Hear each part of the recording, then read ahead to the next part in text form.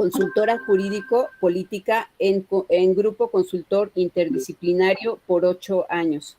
Sus publicaciones han sido autora del libro Anatomía del Sistema Nacional Anticorrupción y los sistemas locales, coautora del libro La visión de las mujeres en la construcción de la transformación social y política de México, coautora del libro Anticorrupción en la seguridad pública, artículo Anatomía del Sistema Nacional Anticorrupción y los sistemas locales, artículo Anticorrupción y Justicia Administrativa, artículo Las últimas reformas a la Ley General de Acceso de las Mujeres a una vida libre de violencia, artículo Justicia Administrativa y Combate a la Corrupción, artículo El Sistema Nacional Anticorrupción, artículo La importancia del derecho administrativo y artículo Marco normativo de combate a la corrupción de México. Su actividad docente es actualmente catedrática vencedora del concurso de oposición para obtener la definitividad de la asignatura Derecho Administrativo 1 en la Facultad de Derecho de la UNAM, con diploma de reconocimiento otorgado por el rector en 2016, obteniendo también un reconocimiento por 15 años de servicio académico en marzo de 2021.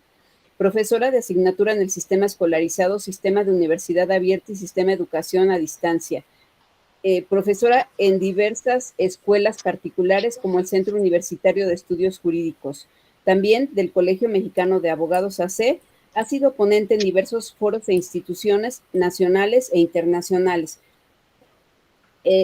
Presidenta de la Comisión Anticorrupción de la Asociación de Magistrados de Justicia Administrativa del país, miembro de la International Association of Women Judges, de la Asociación de Magistrados de Justicia Administrativa de los Estados Unidos Mexicanos, miembro de la Asociación Mexicana de Juzgadores, miembro del Colegio Colombiano de Abogados Administrativos, miembros del Grupo de Investigación, Análisis y Opinión. Ha sido miembro del Colegio de Profesores de Derecho Laboral y del Colegio de Profesores de Derecho Administrativo de la Facultad de Derecho y del Colegio de Profesores del Derecho Procesal UNAM.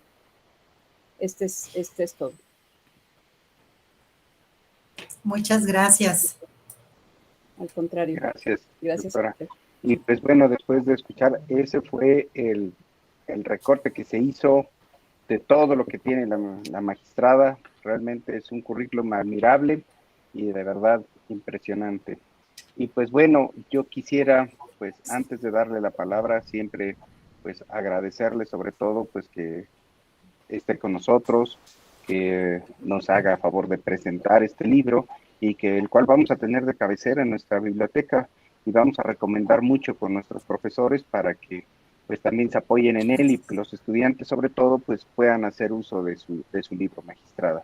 Y pues bueno, quisiera darle la palabra, si me permite, adelante, por favor. Muchas gracias. Pues en primer lugar, agradecer la invitación a estar presentando el libro en tan prestigiada universidad. De verdad, para mí es todo un honor en esta universidad marista.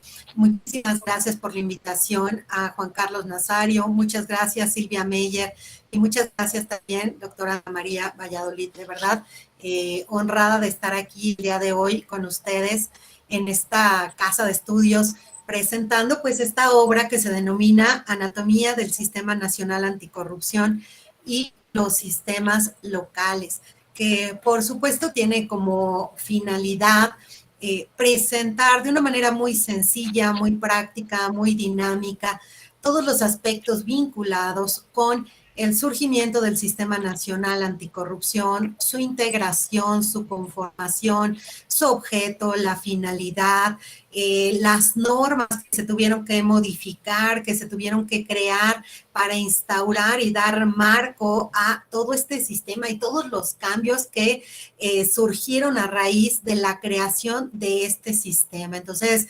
esta es la finalidad desde una perspectiva muy académica, les decía, muy dinámica, muy sencilla, porque aunque no es tan delgado el libro, tampoco tenemos aspectos doctrinarios que a veces tomamos algún libro para estudiar acerca de la corrupción y de repente pasan 50, 80 páginas y seguimos analizando el concepto, no obstante que, bueno, de suyo sabemos que la corrupción es el abuso del poder para un beneficio privado, ¿no? Para un beneficio indebido.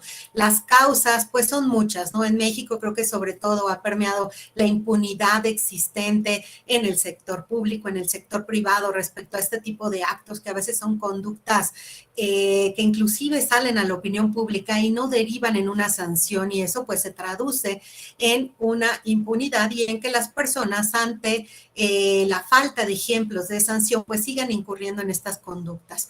También pues en muchas ocasiones la discrecionalidad de la toma de decisiones de las autoridades, en donde les permiten a veces jugar con la ley para actuar indebidamente. También obviamente un aspecto muy importante es el débil involucramiento de la sociedad. A veces consideramos que el combate a la corrupción es una tarea solamente de las autoridades, cuando el combate a la corrupción es una tarea de todos. Y bueno, sobre todo en México, en donde hemos visto estos niveles tremendos de corrupción, en donde se dice, ¿no? Hay estudios muy serios que establecen que la corrupción le cuesta a nuestro país cerca del 9% del Producto Interno Bruto, de todo lo que se genera. Y vaya, estos son datos estadísticos que no son tan precisos, ya que por ser una conducta ilícita, pues no hay una estadística real, sino de percepción, ¿no? De la sociedad, pero sí llegamos a esos niveles tan graves. Y no se diga el detrimento de las condiciones de vida de la sociedad, ya que los recursos públicos no llegan a donde deberían, se desvían para fines particulares y tenemos pues deficientes obras públicas, deficientes servicios públicos y que además la corrupción llega más allá, llega a la violación de derechos humanos y la corrupción también causa la pérdida de vidas. Hemos visto desafortunadamente ejemplos muy tristes en tiempos recientes, como en la línea, ¿no? En alguna línea del metro por ahí, en donde pues precisamente habría que determinar ya el nivel de responsabilidades, pero definitivamente ahí ocurrió algo que trascendió para la pérdida de vidas. A ese grado llega la corrupción en nuestro país. Entonces, ¿qué es lo que sucede? Que en México el Estado reconoció su responsabilidad y la necesidad de generar nuevas dinámicas y nuevos compromisos para combatir este mal. ¿Y qué es lo que surgió? Pues un nuevo sistema para combatir la corrupción.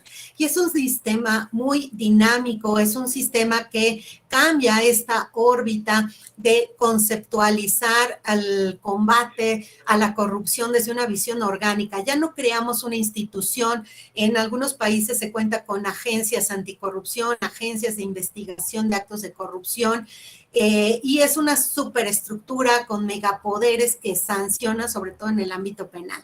Aquí no, dijimos, no vamos a crear una institución porque tenemos tanta corrupción que crear un nuevo organismo y dotarle de esas facultades, pues seguramente nos va a llevar a más actos y a que se use políticamente o de manera discrecional.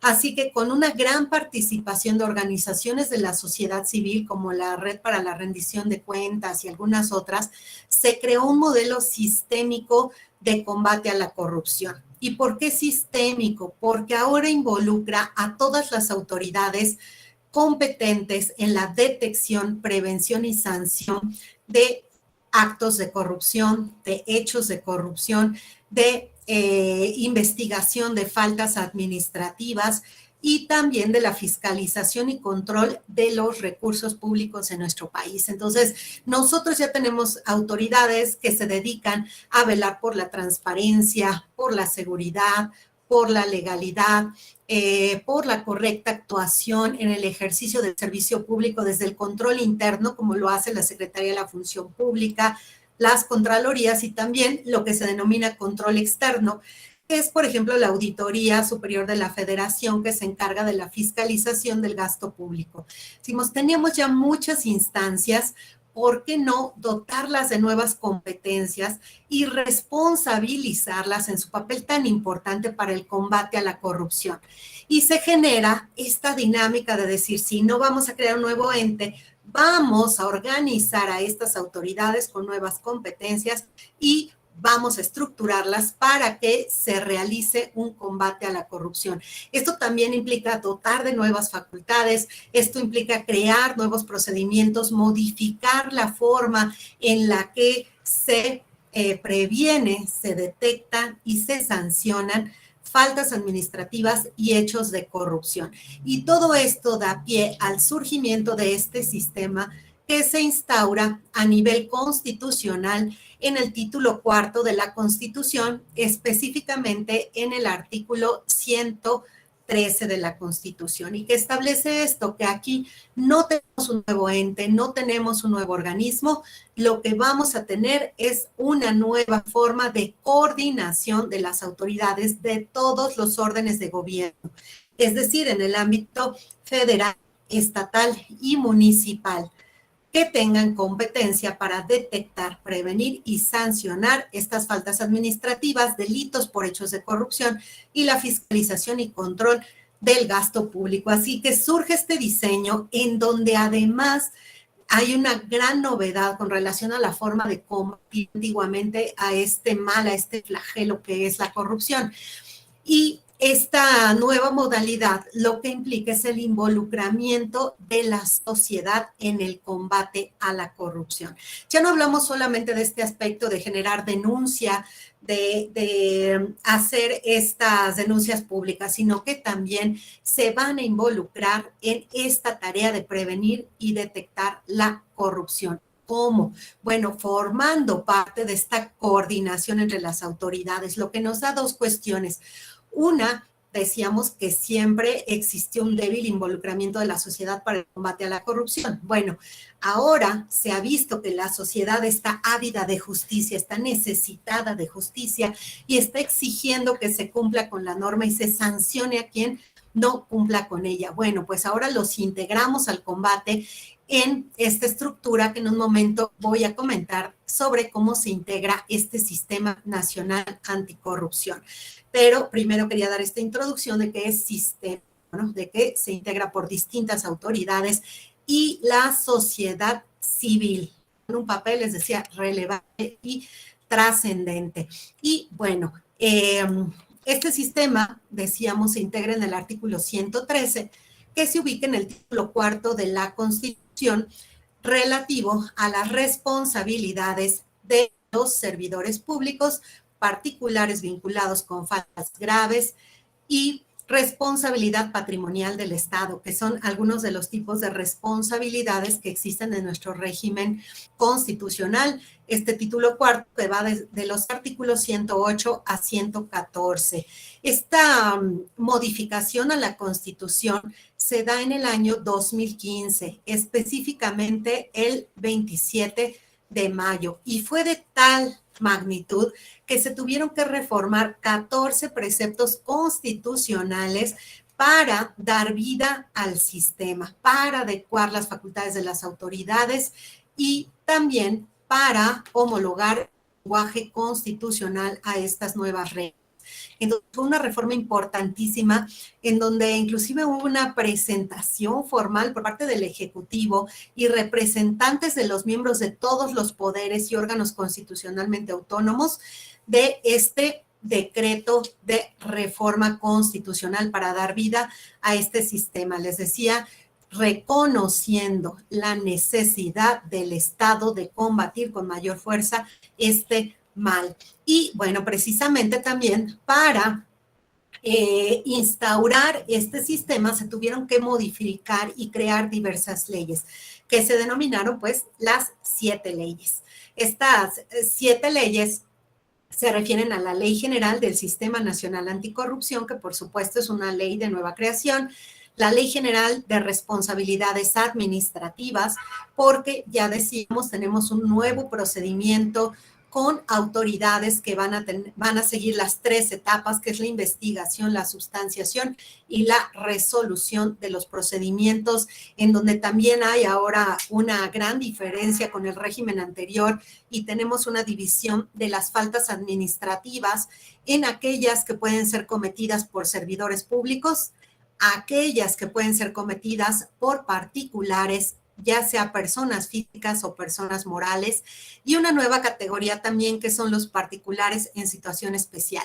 Entonces, ya esta Ley General de Responsabilidades Administrativas no establece como sujetos de la ley únicamente a los servidores públicos, sino también a los particulares, con independencia de integrarse, como ahorita vamos a ver en la estructura del sistema, también los involucra ya en este régimen de responsabilidades, porque sabemos que en muchas ocasiones cuando se ejerce el poder de manera indebida, hay un particular del otro lado que también en muchas ocasiones se ve beneficiado, pero pues también que incurren diversas cuestiones que se van a vincular con el ejercicio del poder público, que lo van a dañar y que precisa de ser sancionado, sobre todo para que esto sirva de ejemplo para los demás y sea inhibidor de conductas a futuro, que es una de las cuestiones también que prevé este sistema anticorrupción.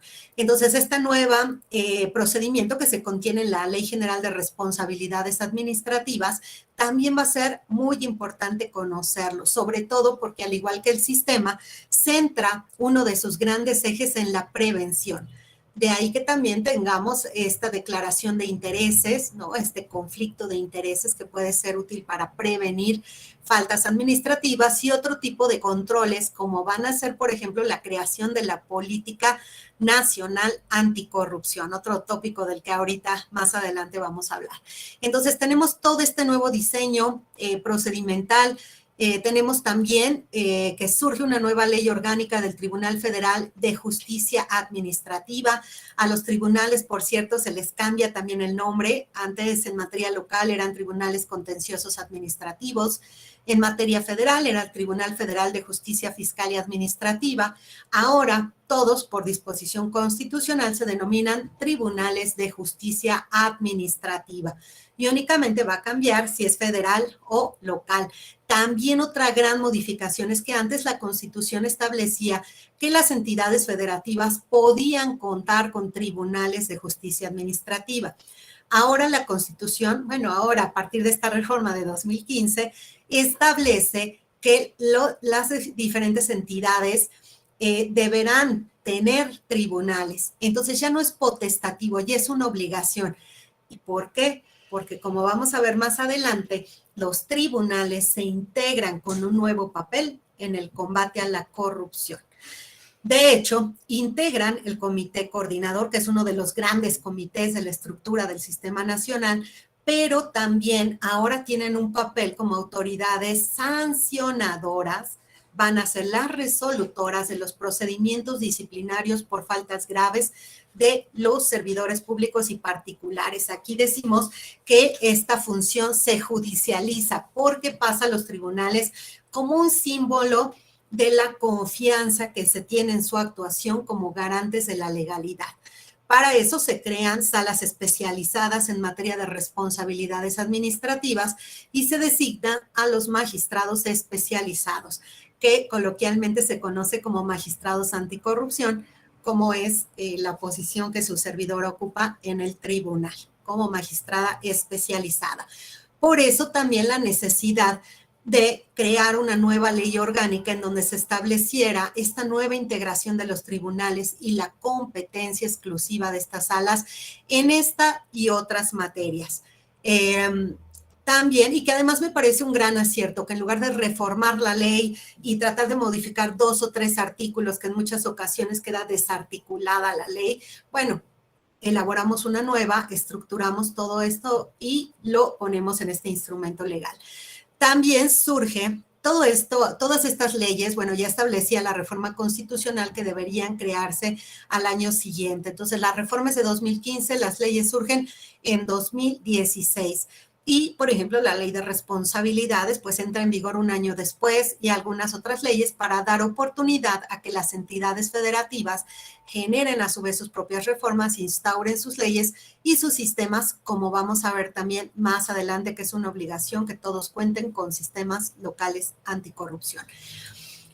Otra de las leyes que se crean es la Ley de Fiscalización y Rendición de Cuentas de la Federación.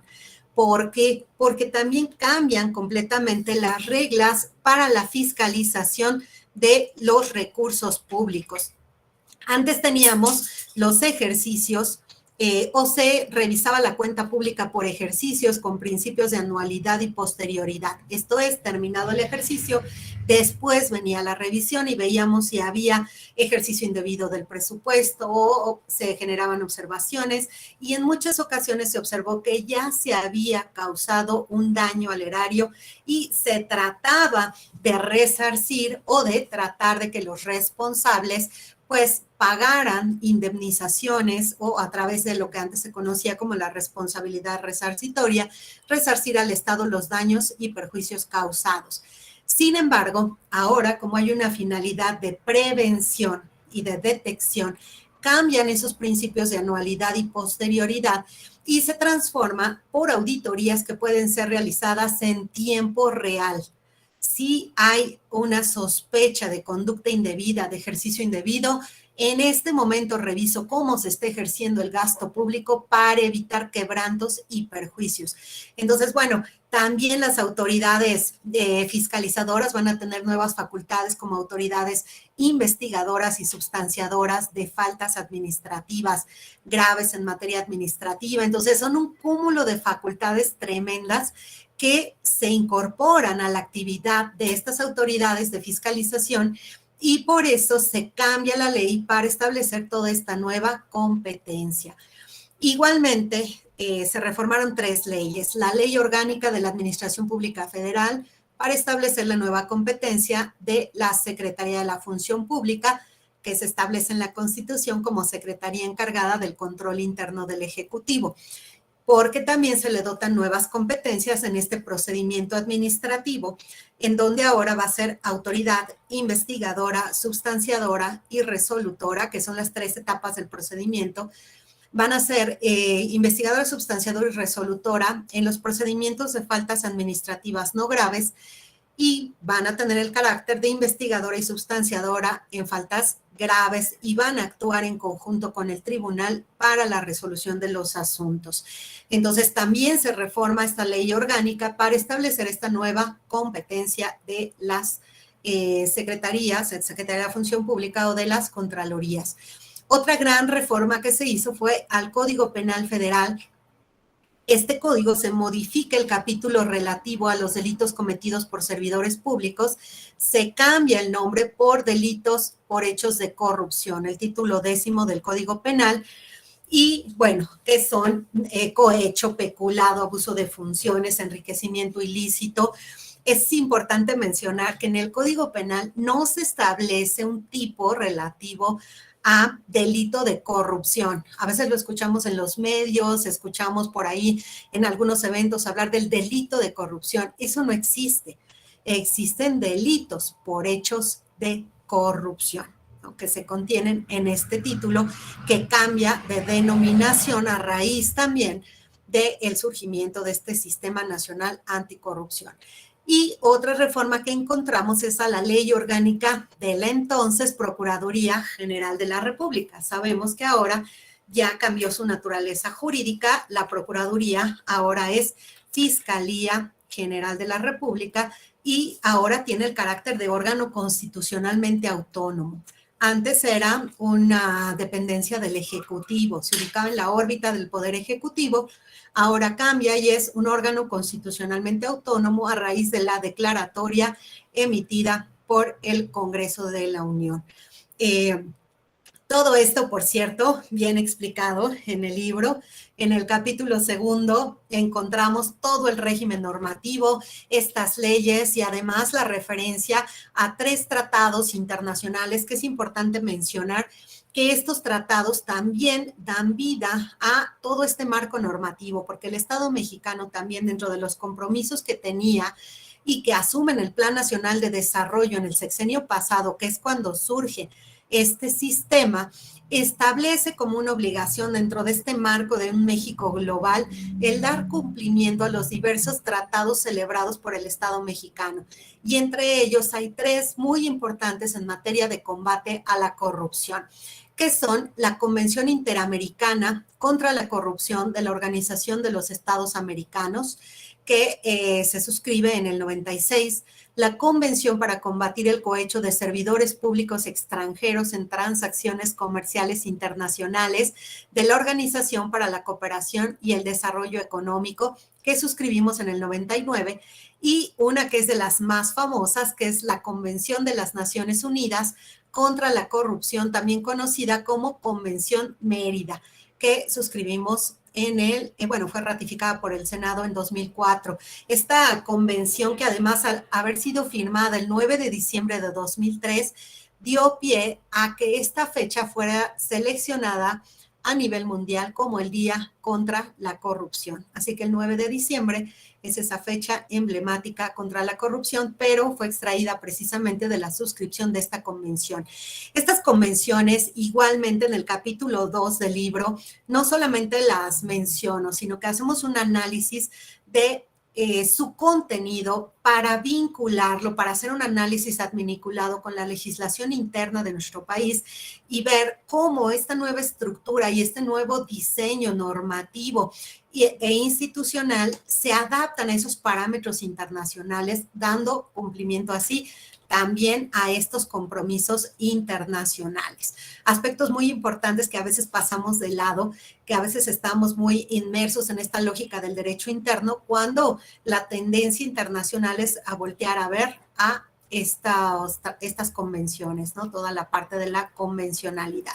Entonces, también en el libro hago ese análisis de esta normativa y pues todo ello para ver precisamente ese marco normativo que da vida a este sistema que, decíamos, se encuentra establecido principalmente en este artículo 113, definido como la instancia de coordinación entre las autoridades de todos los órdenes de gobierno competentes en la prevención, detección y sanción de responsabilidades administrativas, hechos de corrupción y la fiscalización y control de recursos públicos. Entonces, podemos ver estos tres grandes ejes que son prevención, detección y sanción, contrario a modelos anteriores en donde generalmente teníamos esta idea que lo importante en un sistema era el sancionar. No, ahora vemos que necesitamos un cambio de paradigma, que necesitamos un cambio cultural en donde generemos una cultura de la legalidad. Por eso hablamos ahora tanto de la cultura de la legalidad, de la integridad en el servicio público, pero también es muy importante decirlo, de la integridad empresarial. Hemos escuchado mucho todos estos foros de compliance, de cumplimiento empresarial, de integridad empresarial. Bueno, también están sustentados en gran medida en estos parámetros que establece ahora la normatividad vinculada con el Sistema Nacional Anticorrupción. Hay muchos cursos en materia de compliance que están sustentados en el contenido del artículo 25 de la Ley General de Responsabilidades Administrativas. ¿Y por qué en el 25? Porque ese 25 contiene aquellos parámetros que deben cumplir las empresas en esta materia. Incluso se establece que pueden haber convenios entre las autoridades y las empresas para dar cursos y que puedan cumplir con estas obligaciones, como contar con códigos de ética, esta difusión, temas de transparencia y, otras cuestiones también muy importantes. Entonces, ahí vamos viendo este alcance que va generando el sistema en muchos ámbitos. Decíamos, a veces la sociedad cuestiona que si ya hay resoluciones, que si hay sanciones. Bueno, el sistema no se centra solamente en eso, se centra en muchas otras cuestiones que sí van permeando en la sociedad. Y esencialmente, ¿cómo se integra este sistema? Que también es algo que abarcamos en el capítulo primero del libro. ¿Qué es el sistema? Ya lo dijimos. ¿Cómo se integra? El sistema se va a integrar por 3 comités y los sistemas locales anticorrupción. Esto va a ser muy importante. No solamente tenemos el sistema nacional, entendido antaño como un órgano por ahí de la federación, alejado y distante de la sociedad, de los estados, de los municipios. No. Tenemos un sistema nacional que se integra por un comité de participación ciudadana, que va a contar con la participación de 5 ciudadanos de reconocido prestigio y que tengan experiencia en materias afines al combate a la corrupción, que van a ser elegidos por un comité de selección. De hecho, hace poco se renovó el Comité de Participación Ciudadana porque fue nombrado hace unos años. Sus miembros tienen que ser designados de manera escalonada, van a ocupar las posiciones unos por un año, otros por 2, por 3, para que sean renovados escalonadamente y no se quede de pronto sin integrantes este comité y no pueda funcionar. Sin embargo, por un tema, pues a veces político, el Comité de Participación Ciudadana se fue desarticulando y se quedó con un integrante. Entonces, hace poco se volvió a abrir la convocatoria para el comité de selección y una vez integrado por 9 ciudadanos, hizo la convocatoria para el Comité de Participación Ciudadana y este lunes tomaron protesta los 4 nuevos integrantes del comité. Este comité esencialmente va a servir de vínculo entre la sociedad civil, entre organizaciones de la sociedad civil y las instituciones y el gobierno. Va a generar ese vínculo y esto va a ser muy importante porque la participación ciudadana también dota de legitimidad al sistema. Eso es muy importante. Tenemos una falta de credibilidad en las instituciones. Bueno, integrarse un sistema también por ciudadanos le va a dar esta fuerza que ha perdido. Va a coadyuvar para que tenga mayor fortaleza, por lo menos a los ojos de la ciudadanía, que es algo muy importante, este aspecto de la percepción. Ese es uno de los comités que lo integran. Después tenemos al comité coordinador. Este comité que es fundamental, que es central en la finalidad del sistema. El comité coordinador se va a integrar por 6 autoridades y un ciudadano.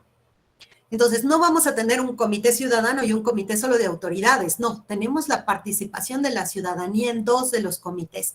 De hecho, este comité coordinador que va a tener la participación de la Auditoría Superior de la Federación, que es la fiscalización de los recursos, de la Fiscalía Especializada en Combate a la Corrupción, que va a ser la encargada, ¿no?, de todo el aspecto vinculado con la investigación de los delitos por hechos de corrupción, que además es importante mencionar, esta fiscalía no surge con el sistema anticorrupción.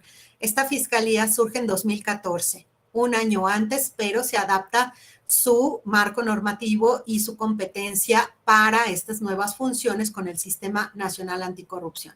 También este comité coordinador se va a integrar por la Secretaría de la Función Pública, obviamente la encargada del control interno del ejercicio de la función pública de los servidores, también por un representante del Consejo de la Judicatura Federal, porque este es el órgano encargado de sancionar a los integrantes del Poder Judicial. Se va a integrar también por el titular del Instituto Nacional de Acceso a la Información, del INAI, todo el tema de transparencia que sabemos también es fundamental para el combate a la corrupción. Si no se transparenta el ejercicio de los recursos, la actividad del gobierno, pues seguramente vamos a tener por ahí mucha corrupción disfrazada. Entonces es importantísimo esto, así que también la transparencia va a estar representada en este comité. También vamos a tener a un representante del Tribunal Federal de Justicia Administrativa y pues obviamente decíamos, tiene que participar porque va a coadyuvar ahora en este combate a la corrupción como sancionador de las faltas graves. Y bueno, aparte de estas 6 autoridades, este comité de coordinador va a tener la presencia de un ciudadano que va a ser el presidente del comité ciudadano y también va a presidir el comité coordinador. Entonces, la participación ciudadana es tan relevante que preside el comité coordinador. Esto va a ser muy importante. ¿Y cuál es una de las grandes funciones de este comité coordinador? Pues no solamente establecer los mecanismos de coordinación entre autoridades, sino que una de sus grandes funciones es la creación de la política nacional en materia anticorrupción. Y eso obviamente va a ser trascendental porque ahí se busca analizar las causas que provocan la corrupción, los riesgos en donde tenemos áreas de oportunidad, áreas de riesgo, en donde tenemos en donde tenemos que prevenir con mayor medida, en donde tenemos que cambiar la forma de generar la interacción gobierno-sociedad y otros parámetros para prevenir y combatir, y además ir cambiando esta cultura de la corrupción. Esa política nacional, dicho sea de paso, surgió ya el año pasado, se publicó en enero del año pasado, con todo este análisis y valoración de las causas de la corrupción. De verdad es un instrumento también muy interesante que se encuentra en línea en la página del Sistema Nacional Anticorrupción, del CESNA, de la Secretaría Ejecutiva, y es un instrumento muy, muy importante que ya de suyo también merecería un análisis especial que ahorita no nos haría tiempo de realizar, pero que sí ya es un trabajo importante que está realizando el Comité Coordinador. Después del Comité de Participación Ciudadana y de este Comité Coordinador, también vamos a tener un comité que se denomina Comité Rector del Sistema Nacional de Fiscalización, que se va a integrar por las autoridades fiscalizadoras del gasto público y las autoridades fiscalizadoras del ejercicio de la función pública. Esto es la Secretaría de la Función Pública, los órganos internos de control, la Auditoría Superior de la Federación y las auditorías superiores de las entidades federativas. Entonces, todo el tema de la fiscalización y control de los recursos públicos también va a estar representada en este comité, que también es un comité que ha estado muy activo desde la creación del sistema, que tienen reuniones periódicas, que no han dejado de sesionar a pesar de la pandemia y que están tratando de hacer su trabajo de una manera muy importante. Y bueno, después de estos 3 comités, ¿qué es también lo que nos marca este artículo 113 como integrador del sistema? Les decía, algo que va a ser fundamental son los sistemas locales. Establece la Constitución que, aparte de estos 3 comités, cada entidad federativa debe conformar su propio sistema local.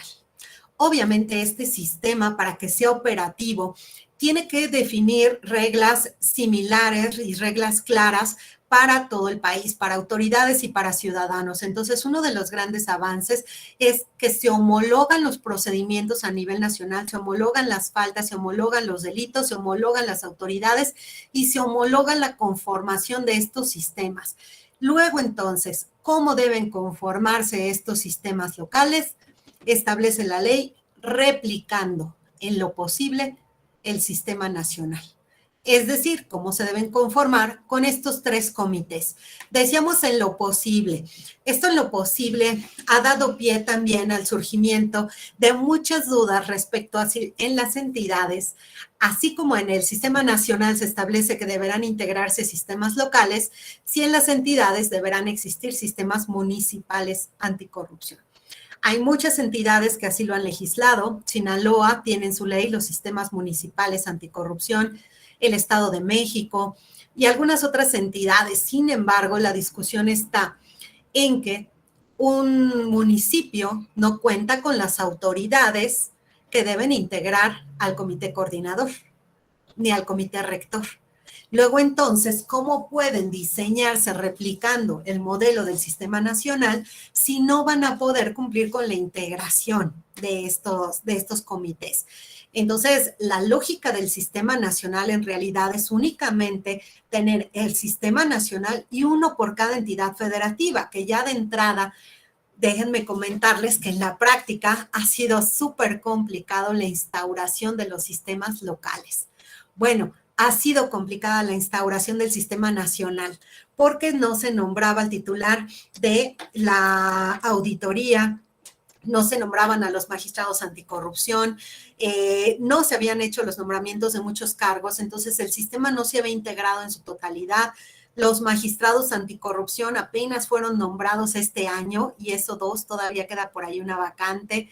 Y bueno, eso es en el ámbito del sistema nacional. Ahora los sistemas locales también, a pesar de que las leyes les daban hasta 2017 para integrar sus sistemas, realmente es a partir de esa fecha que encontramos que muchos se han ido integrando.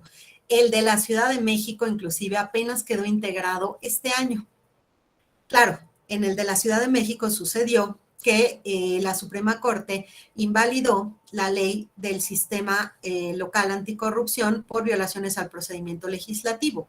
También nos hemos encontrado que en las entidades, cuando no han replicado en lo posible esta normatividad y este diseño y han ido más allá de lo que establecen las leyes generales, que son las leyes marco, la Suprema Corte ha invalidado porciones normativas para homologar nuevamente esos sistemas locales con el sistema federal. Entonces, les decía, si ha sido complicado instaurar estos sistemas locales y el sistema nacional, imagínense la creación de sistemas municipales, cuando en nuestro país tenemos más de 2,000 municipios. Tan solo en Oaxaca son cerca de 540 municipios.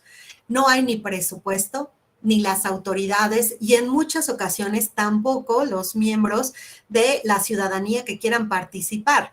Me platicaban en un municipio del Estado de México que, pues, por supuesto, ya había la intención de que se conformaran rápidamente, y sin embargo, se habían hecho ya 7 convocatorias para el comité de selección que designa a los miembros del comité de participación ciudadana y nadie había acudido a la convocatoria.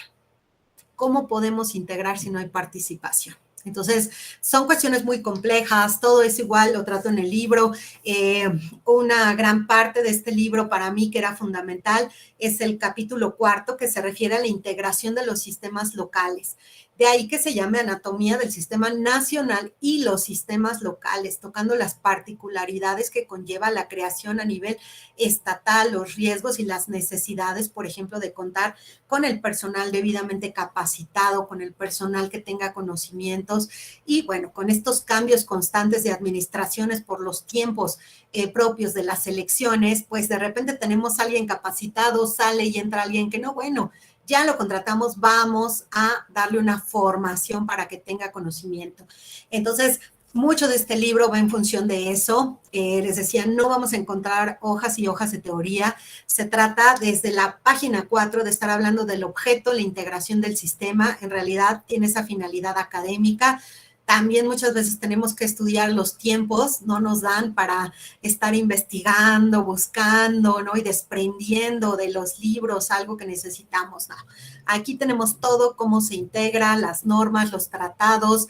En el capítulo 4, estas recomendaciones para la implementación de los sistemas en el ámbito local. Y también un capítulo 3 que me parece fundamental, que es un poco de derecho comparado.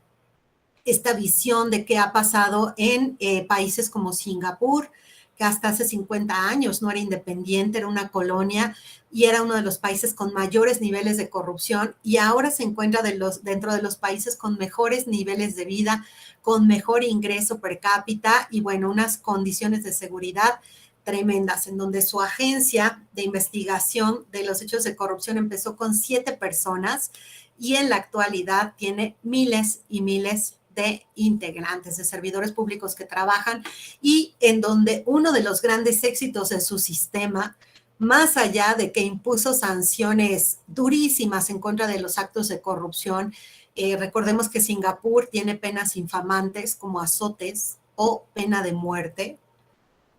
Lo rudo de su sistema es que la principal cuestión que abatió fue la impunidad.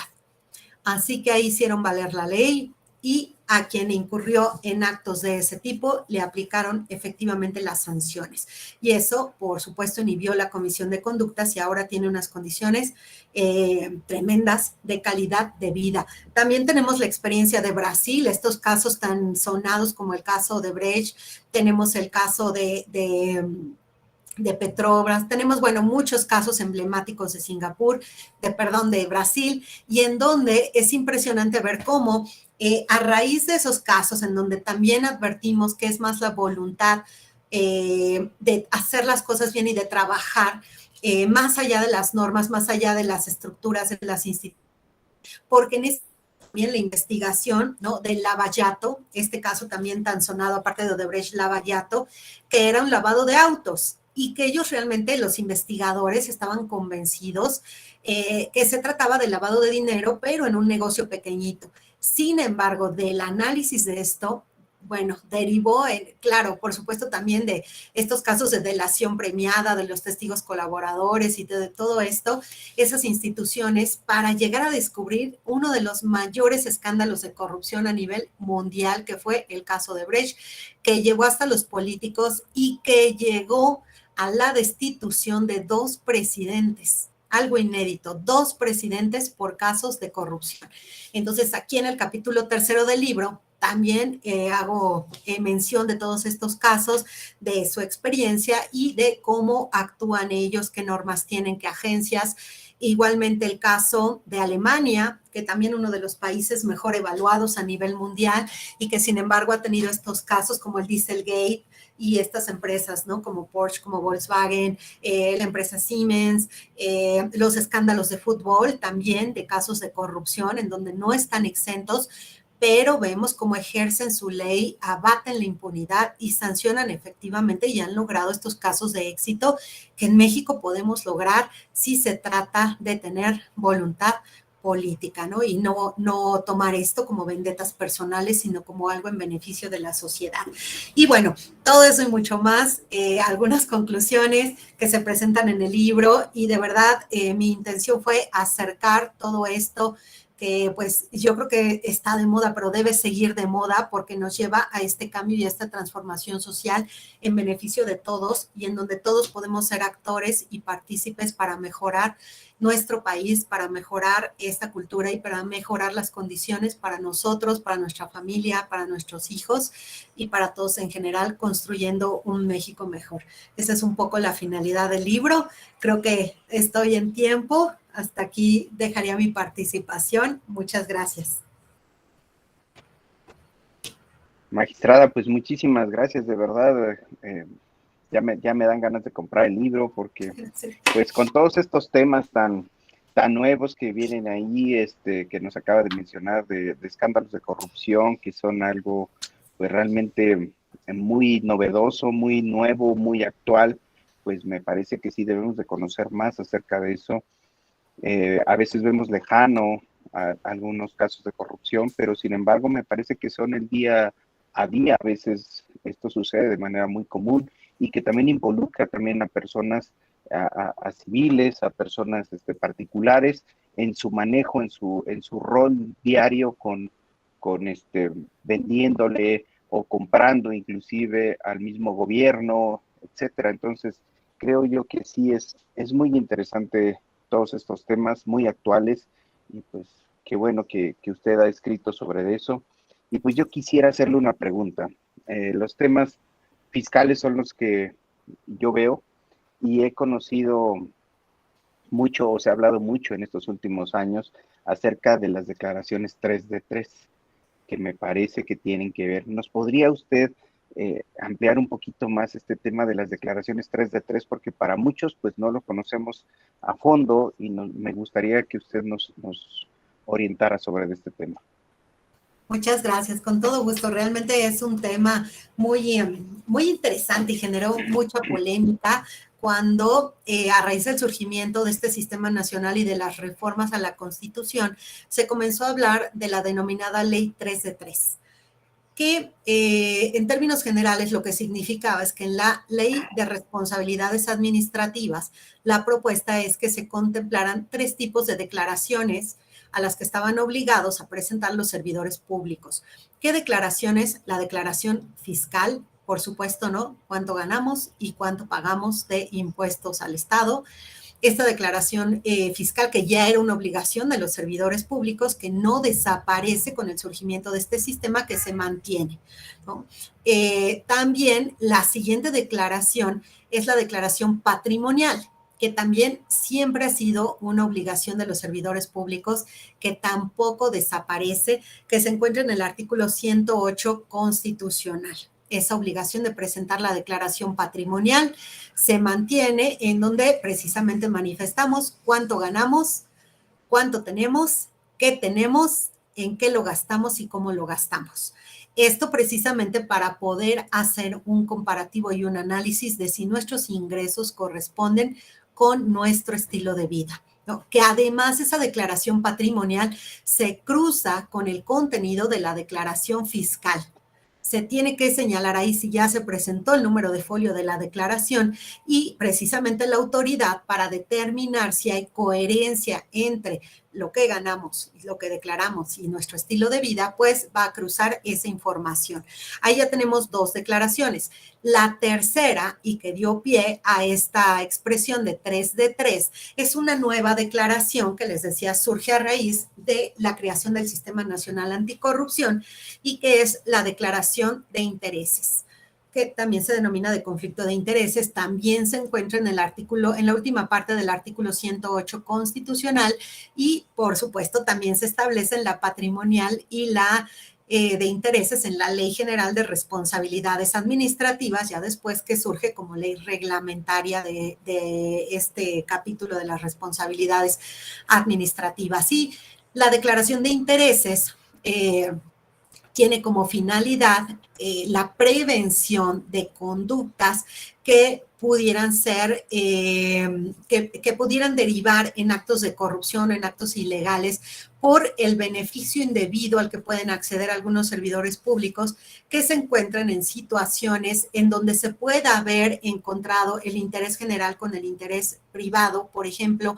si algún servidor público tiene participación en alguna empresa que participa en licitaciones y este servidor trabaja en el área de licitaciones y a él le corresponde hacer la asignación de contratos, la selección y análisis de las propuestas, pues por supuesto que va a haber un conflicto de intereses si la empresa de la que él es accionista participa en uno de estos concursos, ¿no? Entonces ahí tendría que presentar la declaración para efecto de ver si él puede excusarse de conocer el procedimiento o establecer mayores controles para que puede ser que sin dejar de participar, pero que efectivamente se analice que la propuesta que seleccione sea la mejor y no aquella que le beneficie en lo personal.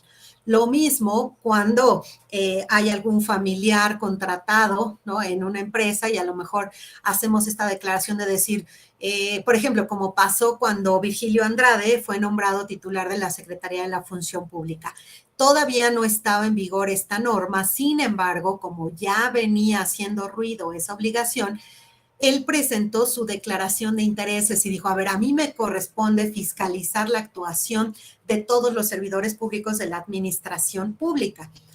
Y por tanto, yo quiero manifestar que tengo 8 familiares o N cantidad de familiares en la administración pública. Un subsecretario de Estado, una directora general en esta dependencia, otra aquí, otra allá. Lo hago del conocimiento de una vez porque en lo futuro puede ser que a mí me toque revisar y para que no haya sospecha de una actuación indebida que también mancha ya de suyo, ¿no?, esta percepción que se tiene del ejercicio del servicio público. Entonces se tienen que presentar estas declaraciones de conflicto de interés para evitar posibles daños y posibles abusos. Y el hecho de no presentarla, pues también da lugar a la comisión de faltas. Entonces, estas 3 declaraciones son lo que dieron, o son aquellas que dieron pie a que se estableciera el nombre de la ley 3 de 3 por ya contenerlas. Que eso pues ya era una obligación constitucional, cualquier ley las tenía que contener obligatoriamente, las contiene la legislación actual y sí, claro que estamos obligados a presentar esa 3 de 3. Sí, muchas gracias, magistrada. Pero nada más una puntualización. Me parece que anteriormente estaban contemplando más declaraciones a las 3 que quedaron de manera definitiva. Pues no, realmente en la Constitución se contemplaban estas, ¿no? Ya teníamos la patrimonial, ya teníamos la fiscal, solamente se agrega la de intereses. Ok. Bueno, pues muchas gracias, magistrada. Tenemos algunas otras preguntas. Veo que la doctora Meyer tiene levantada su mano. Doctora, por favor. Adelante. Su micrófono, doctora. Me voy a la fila si hay alguien que tenga levantada antes que yo. No, adelante, doctora, por supuesto. Por favor, no, sí. Pues estamos en temas de que no haya abuso de autoridad. Pues justo. Me espero a mi turno, como hayan levantado la mano. Doctora Anita, me parece que tenemos por ahí algunas preguntas. Sí, tenemos aquí una mía, doctora, que quiero hacer antes. Le quiero preguntar, ¿cómo impacta este sistema a los mexicanos? Excelente pregunta. Realmente muchas veces lo vemos alejado de todos nosotros, cuando en la realidad, les decía, de lo que se trata es de mejorar la prestación del servicio público entendido como el todo de la actividad del Estado, ¿no? No el servicio público como la actividad técnica, sino como el todo del Estado, en donde la actuación de los servidores públicos realmente cumpla con los principios de austeridad, de eficacia, de eficiencia, de transparencia, de honestidad, y de que efectivamente se cumpla con uno de los grandes fines del Estado y del derecho administrativo, ¿no? La supremacía del interés general por encima del interés particular, porque parece que muchos de los grandes funcionarios de nuestro país han actuado a la inversa, ¿no? Privilegiando esos beneficios particulares en detrimento de la calidad de vida de todos. Entonces se trata eso, de realizar un mejor control del gasto público, del ejercicio, de sancionar a quienes incurren ilegalidades para que, como decíamos hace rato, los recursos lleguen a todos, a donde deben, a que tengamos una mejor calidad de vida, y eso también a través de la implementación de las políticas públicas. Un tema desafortunado en la materia es que la mayor cantidad de los objetivos que se pretenden lograr con este sistema se establecen parámetros de medición al corto, mediano y largo plazo para la implementación de las políticas, para la evaluación y pues para el diseño de nuevas estrategias, ¿no? Es decir, también para ver los resultados. Y cuando hablamos del mediano plazo, hablamos de 3 a 6 años, ¿no? Cuando hablamos del corto plazo, las estrategias que se definen en materia de combate a la corrupción son básicamente aquellas relativas a la coordinación entre autoridades. Entonces, imagínense, ¿no? Nos va a llevar hasta 3 años organizarse. Ya llevamos casi 6 años y apenas lo estamos logrando, ¿no? Y bueno, por lo que hace a las demás políticas para cambiar este tema de la interacción o esos puntos de contacto entre sociedad y gobierno, en el sector empresarial, para combatir la impunidad y para todos estos otros grandes temas que se establecen en la política nacional anticorrupción, pues vamos, les decía, al mediano plazo 3 a 6 años y a largo plazo más de 6 años. Entonces, definitivamente, en la medida que este sistema funcione, va a mejorar la calidad de vida de todos, ¿no? Sin embargo, esto no es algo que se pueda percibir rápido. Es algo a mediano y largo plazo que esperemos funcione. De alguna manera, si analizamos los instrumentos de medición como el índice de percepción de la corrupción, ¿no? O el que plantea Transparencia Internacional, y todos estos, hemos tenido una mejora en la percepción los últimos 3 años. Hay muchos factores que han incidido, pero el hecho de que tengamos una percepción ligera, tal vez, ligera, pero una mejora en la percepción de los índices de corrupción, pues ya nos dice algo, ¿no? Algo está funcionando, algo se está haciendo bien, que vamos sintiendo una ligera mejoría, ¿no? Y en la medida, obviamente, que haya esta voluntad política, también de que de pronto escuchemos casos emblemáticos en donde se sancione a personas pues de muy alto nivel, ¿no? De repente decíamos, nos llegan casos en donde, híjole, de verdad es por haber accedido, no sé, a un programa de gallinas, ¿no? Pero pues no nos llega alguien realmente de alto nivel que impacte en el servicio público para decir, ya no hay impunidad, ¿no? Entonces, ¿cómo nos impacta a futuro? En la mejora de la calidad de vida. Pero desafortunadamente es a futuro. Más bien necesitamos un poco de paciencia para que el sistema comience a operar, entendido que también es todo un cambio de percepción y un cambio cultural en la manera de realizar el ejercicio y el control del servicio público, y también en la medida en que cada uno de nosotros vamos a ser partícipes de ese combate a la corrupción. ¿Cómo nos involucramos y qué hacemos cada uno por mejorar esa circunstancia en nuestro país? Gracias, doctora. Esperemos. Ojalá. Esperemos que haciendo. Sí, doctor, esperemos que ahora con lo de la línea 12 algo suceda. Ahora esperemos en Dios que algo, que nuestro sistema nacional anticorrupción se ponga, digamos, a prueba, y que realmente nos arroje un buen resultado, y que pues realmente podamos realmente sentir ese sistema en nuestra propia vida, ¿verdad? Pero bueno. Doctora, ¿tenemos algunas otras preguntas? Sí, pregunta Israel Julián. a la doctora, ¿cómo un ciudadano puede ser miembro del Comité de Participación Ciudadana? Sí, esto es muy importante. Realmente, aunque es sencillo el acceso, hay que considerar algo importante. El Comité de Participación Ciudadana, aparte de servir de enlace entre las organizaciones de la sociedad civil y el gobierno, también va a ser responsable de hacer las propuestas de las políticas públicas, del diseño de la política y la propuesta. Lo va a aprobar el comité coordinador, pero lo va a diseñar el Comité de Participación Ciudadana. ¿Esto qué significa o en qué se traduce y por qué lo menciono? Porque generalmente se emite una convocatoria para todos aquellos ciudadanos, en general, cualquier ciudadano que quiera formar parte, siempre y cuando cumpla con determinados requisitos, ¿no? Por ahí algún requisito de edad, por ahí algún requisito de contar con título expedido cuando menos con 10 años de antigüedad, contar con reconocida experiencia, prestigio y tener conocimiento en las materias afines, es decir, administración, combate a la corrupción, transparencia, fiscalización y control del gasto público. La participación ciudadana, que fue un anhelo y una aspiración que se materializa en este sistema, aquí va de la mano de una participación activa, pero también de una participación técnica en la construcción y diseño de las políticas. Esto yo creo que es importante también porque las funciones que se le atribuyen tratan de evitar la politización del cargo, que es lo que más daña a cualquier organización, a cualquier institución, a cualquier sistema. Entonces aquí se les dan otro tipo de funciones, por eso se precisa un perfil más técnico, un perfil especializado. Entonces, en tanto se cumpla con los requisitos y que seas propuesto por una institución pública, por una universidad o por una asociación, puede ser parte de este comité de participación ciudadana.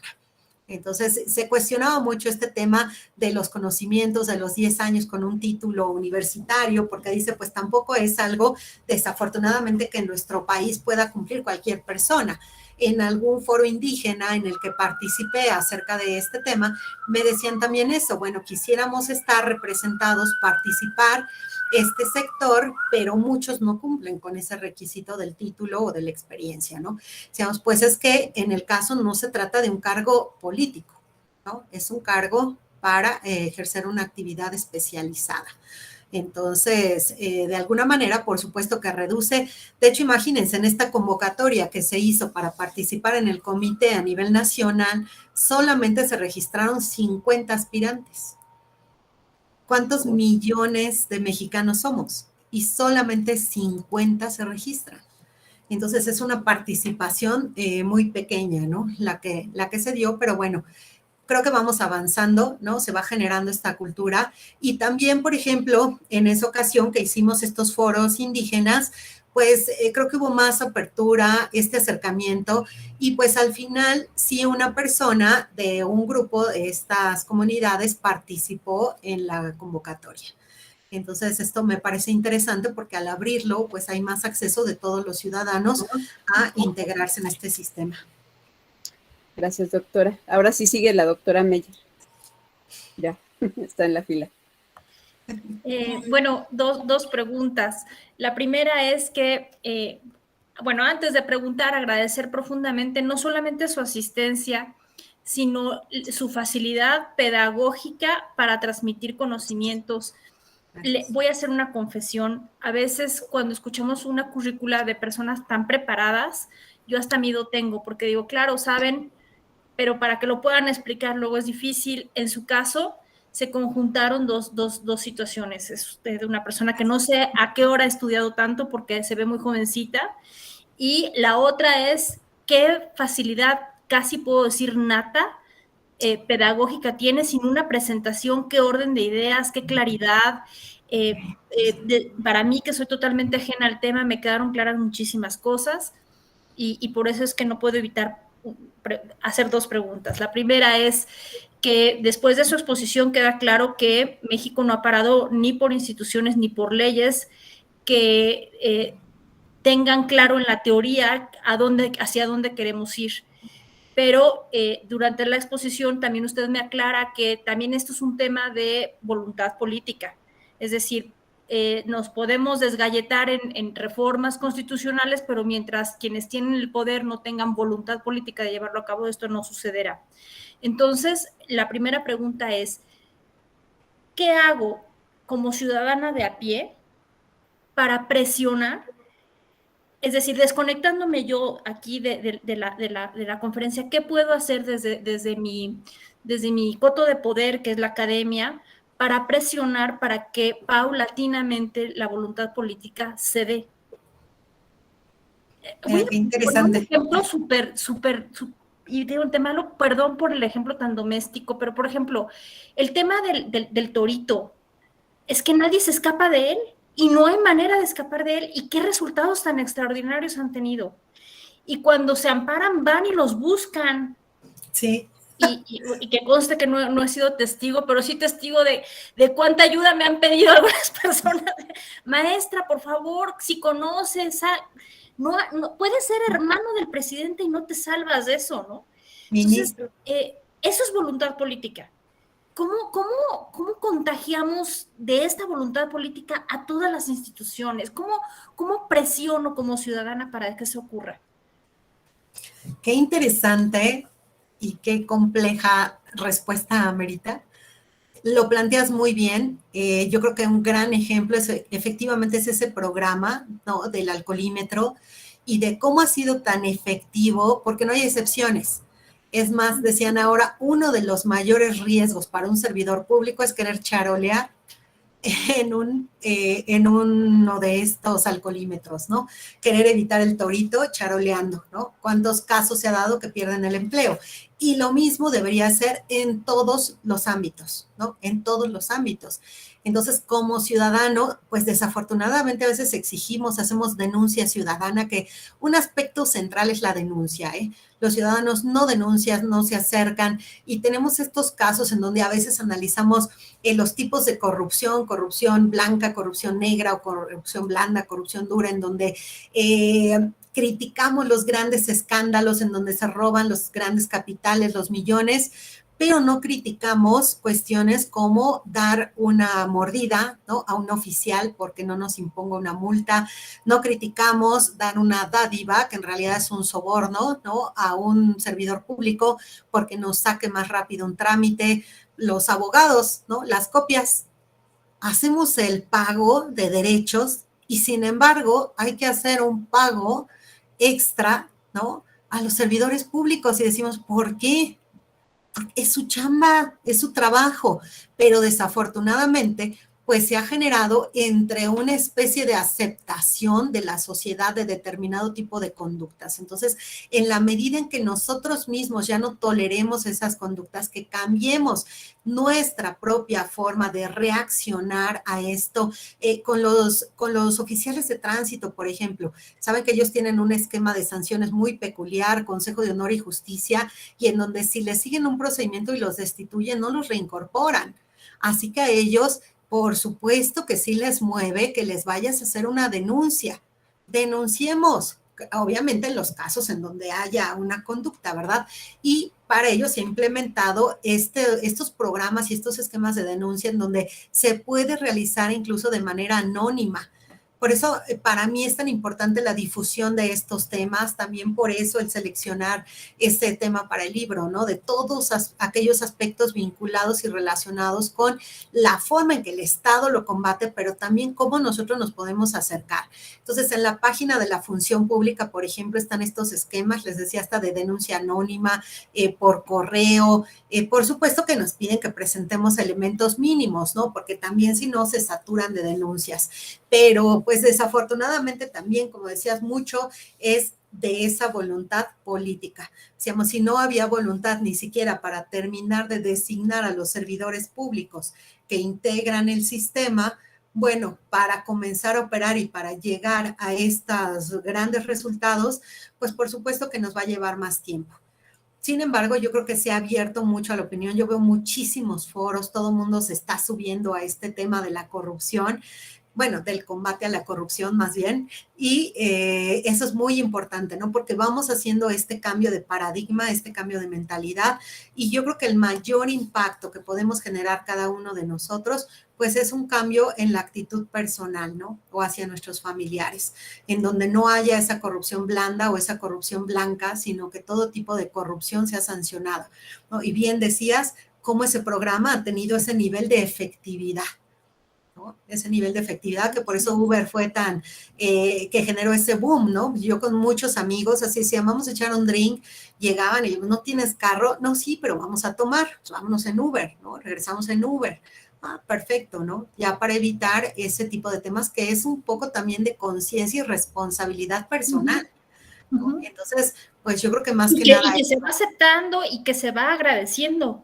Sí, ¿no? sí, la verdad es que ahora vemos a alguien que conduce bajo el influjo del alcohol y es duramente cuestionado, ¿no? ¿Para qué manejó? ¿Pero por qué no se fue en Uber? ¿Por qué no iba con alguien? ¿No? Etcétera. Entonces sí vamos generando ese cambio cultural, pero va mucho en la medida en que cada quien también asuma esa responsabilidad. Y mi última pregunta es, yo mañana quiero adquirir el libro, ¿dónde lo puedo adquirir? Y lo digo muy en serio, ¿eh? Lo digo, hay ocasiones en que me tengo que quedar callada y orar porque termine la exposición. No es el caso, de verdad, yo lo quiero adquirir ya. ¿Dónde lo puedo adquirir? Fíjate que me dicen mucho que siempre se me olvida decir dónde se adquiere el libro. Y bueno, el libro se adquiere tanto en la página electrónica del Centro Universitario de Estudios Jurídicos, el CUEJ, por sus siglas. Por aquí se puede ver, ay, espérenme, ¿dónde está la editorial? CUEJ. Ahí. CUEJ. Ah, el CUEJ. También se puede adquirir en el sótano y también está en Porrúa. Porrúa, sótano, en la página del CUEJ. También en Mercado Libre, pero entiendo que en Mercado Libre son mucho de los gastos de envío, entonces no. ¿Y el autógrafo lo gestionamos a través de Dianita? Sí, claro, claro, ahí ya estamos aquí pidiéndole a Dianita. Muy bien. Por supuesto que sí, encantada. Entonces, esas son las formas, cuesta 300 pesos el libro, la verdad es que está muy accesible y no es por nada, pero de veras, hay muchos aspectos, por ejemplo, aquí cuando explico las leyes, explico rápidamente el nuevo procedimiento, mencionamos cuáles son las faltas graves de servidores públicos, de particulares, las sanciones. Entonces, es una mención exhaustiva de los temas y te digo, inclusive con estas tablas, ¿no? Entonces tenemos muchos cuadros de los delitos, de las faltas, entonces tratamos de hacerlo ahí un poco más los principios de actuación, las directrices de los servidores públicos. Entonces sí trae bastante información, te digo, y es esto. Muchos temas también que a veces encontramos dispersos, ¿no? Los instrumentos internacionales en un libro, la legislación en otro, lo penal, lo administrativo, o no se habla de los sistemas locales, se habla solamente del sistema nacional. Bueno, pues aquí hablamos de todo. Y te digo, 300 pesos, entonces lo tenemos en Porrúa, sótano, y en la página del CUEJ. Hay versión impresa y versión electrónica también. Ahora con todo este nuevo paradigma. Desde luego quiero la impresa con el autógrafo. No tengo más que agradecimiento y cedo la palabra a la Facultad de Derecho. Muchas gracias, Facultad de Derecho. Perdón, un último tema. Y trae el prólogo de la ministra Yasmín Esquivel. Eso también, de verdad, mi gratitud a la ministra. Mi admiración a ella por toda su trayectoria y como un ser humano. Y bueno, me hizo el favor de prologar el libro. Entonces también es algo muy importante del libro. Muy bien. Gracias. Continuamos, tenemos todavía otras preguntas. Nuestra alumna Dani Beatriz García Cortés la felicita y también le pregunta, ¿qué tan complejo es llevar a cabo este trabajo de prevenir y combatir la corrupción? Y su punto de vista, ¿cree que llegue a controlar dicha actividad o abuso de poder por parte de cualquier servidor público? Sí, muy interesante la pregunta. ¿Qué tan complejo es? Bastante. De hecho, pues se necesitan muchos foros, analizar indicadores, y es un análisis exhaustivo para llegar a la construcción de esta política pública que tiene, pues, como finalidad dar las líneas para la actividad de la administración pública en el combate, ¿no? Las instituciones que se van a encargar de la implementación. Otro tema que también es importantísimo es el presupuesto. ¿no? Ahora con este anexo transversal para el combate a la corrupción que se expide, había uno en 2018, ahora se emitió uno para este año y que pues precisamente tiene como finalidad cuánto se va a gastar, cuánto se requiere para el combate a la corrupción, que es importante. Por ejemplo, en el tribunal teníamos una infraestructura, nos dotan de esta nueva competencia, se requieren 6 nuevos magistrados. ¿De dónde? ¿No? ¿De dónde se les va a pagar? ¿De dónde salen los insumos?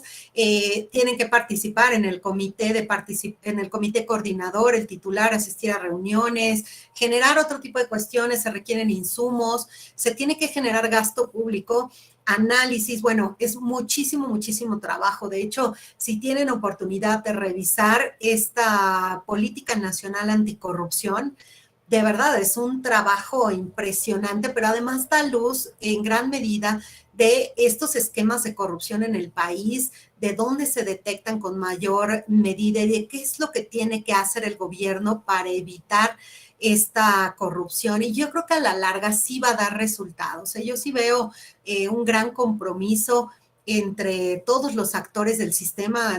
Nosotros como magistrados tenemos reuniones periódicas y constantes con nuestros homólogos en las entidades, tratando de generar inercias para mejorar los procedimientos, tratando de generar inercias con las autoridades investigadoras y sustanciadoras para homologar criterios y que los expedientes, cuando se advierte efectivamente la comisión de una conducta irregular, lleguen a una sanción.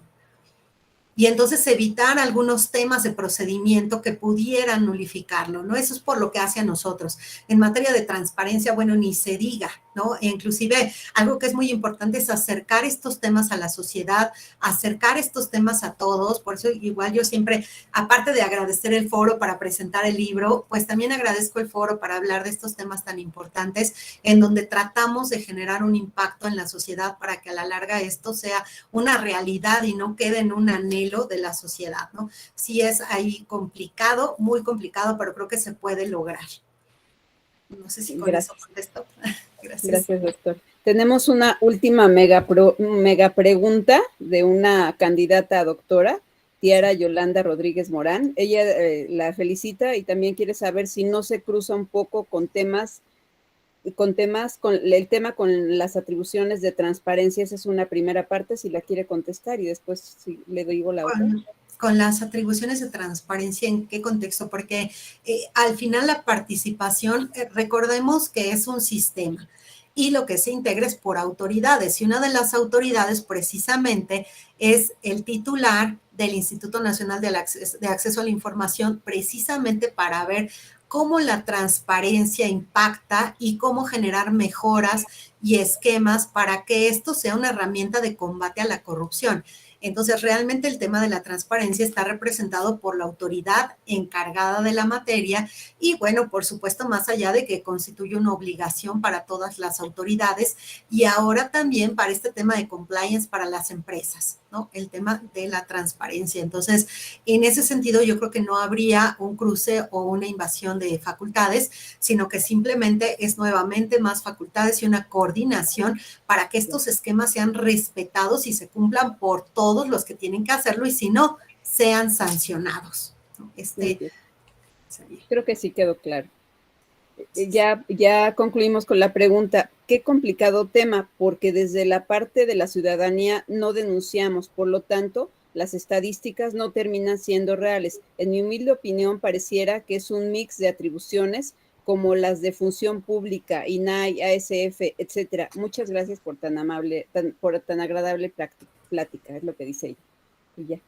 Gracias. Yo ahí nada más sería un poco reforzar esta parte de lo que hicimos fue, ya tenemos autoridades, ya tenemos organismos, ya tenemos infraestructura, vamos a aprovecharla, vamos a eficientarla y vamos a responsabilizarla en su papel de combate a la corrupción.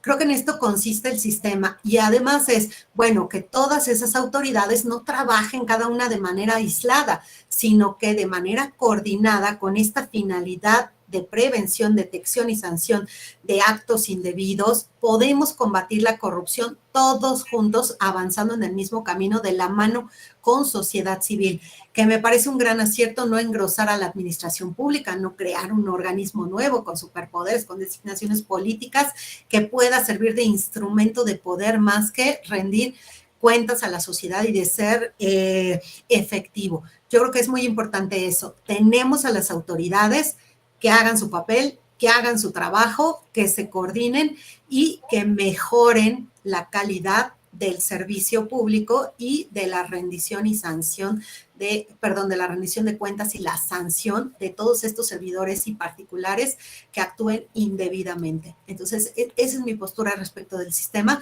Creo que es muy, muy importante eso. Eficientamos el propio trabajo de las autoridades ya existentes. Ese es un aspecto importante. Muy bien. Pues ya fueron las preguntas. No sé si quieran... Ya nada más, por último, me gustaría hacerle una pregunta a la magistrada, si me permiten, y es en relación a estos 6 años de la reforma, magistrada. ¿Qué es lo que usted cree que haga falta todavía en el Sistema Nacional Anticorrupción? Pues yo creo que finalmente que comience a operar, porque a 6 años de la reforma, son 5 años del surgimiento de las leyes marco, son 4 años de que muchas entraron en vigor, 4 años en donde se ha estado implementando el sistema, y les decía, bueno, no ha terminado de implementarse en el Estado de México, perdón, en la Ciudad de México apenas este año, ¿no? Entonces no pudimos hablar de resultados cuando apenas estamos terminando de conformarlo. El sistema nacional, los magistrados federales, les digo, los nombraron este año y todavía falta uno. Entonces, ¿cómo puede comenzar a operar? ¿Cómo podemos medir resultados? ¿Cómo podemos hacer una evaluación de la eficiencia de su estructura, de su diseño o de sus funciones si apenas está comenzando a operar? Sin embargo, nuevamente, así como dicen, me remito a mi respuesta, ¿no? Me remito a decir que es mucho de voluntad política.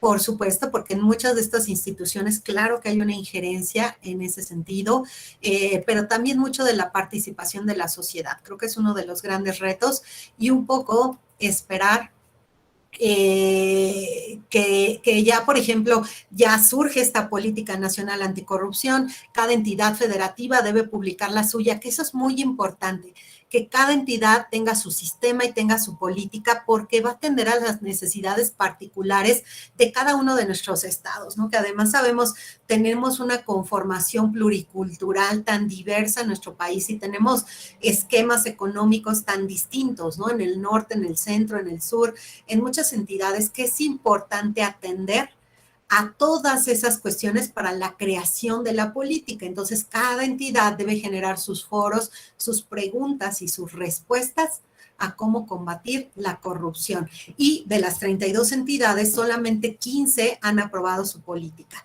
Otras 15 están en vías de hacerlo y 2 entidades no han comenzado, que son Morelos y la Ciudad de México, ¿no? Entonces, si no tenemos todavía una política pública, ¿no?, de combate a la corrupción, pues el generar resultados también va siendo aún más lento.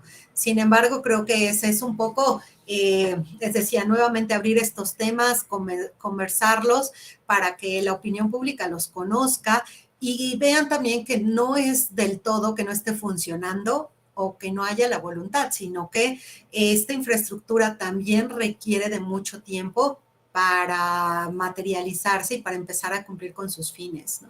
Entonces creo que por ahí vamos. No creo que vayamos tan mal, pero no sé si mi visión pueda ser sesgada por ser parte del sistema, no lo sé, pero quiero pensar que para como veo a mis pares y a muchos actores fundamentales de la operación del sistema, se está haciendo un esfuerzo porque funcione. Esa sería mi percepción. Sí, muchas gracias, maestra Pepe. Y bueno, tomando este tema, ¿cree usted que nos pueda dar estos temas de ataque a la corrupción como para un seminario, como para un diplomado, para que nosotros desde la academia podamos también, digamos, promoverlo, cambiarnos el chip, cambiar el paradigma que tenemos acerca de esto y sobre todo pues que nuestros mismos alumnos lo vayan conociendo, nuestros mismos productos que vamos sacando, sepan, conozcan cómo funciona este Sistema Nacional Anticorrupción. Yo creo que sí, y de hecho creo que es fundamental que en todas las instituciones de educación sea parte de la currícula, ya sea con diplomado, ya sea parte de alguna cátedra, porque de verdad, qué mejor manera de combatirla que conociéndola, ¿no? Yo un poco también decía, el motivo del libro, ¿cuál es? El acercar toda la estructura, diseño y funcionamiento para que lo conozcamos, porque también esto, ¿no? ¿Cómo lo podemos cuestionar si no lo conocemos, ¿no? Y también es muy formativo para los estudiantes. Yo la verdad soy académica en la Facultad de Derecho desde hace 15 años y el tema de responsabilidades lo he dado siempre, aún antes de la creación del sistema, cuando este surge, pues también se lo empecé a dar a mis alumnos, aunque no estuviera en nuestro temario, pero como hablábamos de Poder Ejecutivo, Administración Pública, todo esto, pues damos régimen de responsabilidades y el sistema. Les digo, es fundamental que conozcan cómo se combate la corrupción en México, porque somos mexicanos, porque nos impacta y porque nosotros también está a generar ese cambio. Entonces creo que sí es fundamental y por supuesto que estos temas dan, de hecho yo ahorita estoy tomando otro curso de combate a la corrupción con enfoque presupuestal y también está buenísimo, ¿no? Por eso este tema de los anexos transversales y bueno, las políticas y todo, de verdad hay muchísimo que hablar en la materia y muchísimo más que se está generando día con día en la medida que va avanzando la implementación en nuestro país. Entonces sí hay muchísimos temas en la materia. Muchos que tomar. Pues sí, tenemos mucha tela de dónde cortar, maestra, con estos temas. Se lo agradecemos muchísimo y de verdad me parece que ya no hay más preguntas, ¿verdad, doctora Anita? No, parece ser que ya no tenemos más. Pues, no me resta más que agradecerle a la magistrada Muñoz por su participación, por su tiempo, por todo lo que nos ha regalado, porque realmente ha sido una cátedra maravillosa acerca de este Sistema Nacional Anticorrupción y sus sistemas locales, la presentación de su libro y pues al igual yo me sumo también a lo que comenta la doctora Meyer, yo también voy a formarme para comprar el libro y para adquirirlo y para tenerlo de cabecera y sobre todo para proponer algún tema relacionado con esto, un diplomado, una materia, algo que debemos de incluir también como parte de la formación de nuestros alumnos. Me parece importantísimo también generar esa cultura anticorrupción. Doctora, por favor, doctora Meyer, adelante. Solo decir que fue esperanzador escucharla. Esperanzador e inspirador. Gracias.